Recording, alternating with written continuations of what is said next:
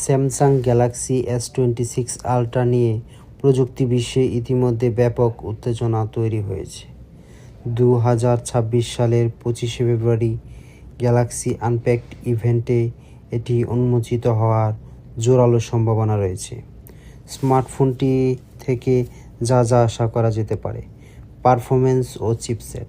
এতে থাকবে কোয়ালকমের সর্বশেষ স্ন্যাপড্রাগন 8 এলিট জেন 5 চিপসেট, যা আগের চেয়ে অনেক দ্রুত এআই প্রসেসিং নিশ্চিত করবে। গ্লোবাল ভেরিয়েন্টে 12GB বা 16GB র্যাম থাকতে পারে। ক্যামেরা মূল আকর্ষণ হিসেবে থাকছে 200 মেগাপিক্সেলের প্রাইমারি সেন্সর। গুঞ্জন রয়েছে এর অ্যাপারচার f1.4 হতে পারে, যা স্বল্প আলোতে অসাধারণ ছবি তুলতে সাহায্য করবে। এছাড়া 50 মেগাপিক্সেলের 5x পেরিস্কোপ লেন্স এবং 50 মেগাপিক্সেলের আল্ট্রাওয়াইড লেন্স থাকার সম্ভাবনা রয়েছে।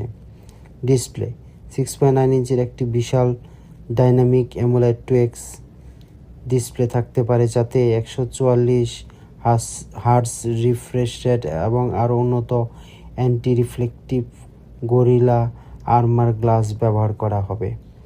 ব্যাটারি ও চার্জিং 5000 mAh ব্যাটারির পাশাপাশি এবার চার্জিং স্পিড বাড়িয়ে 60 ওয়াট করা হতে পারে।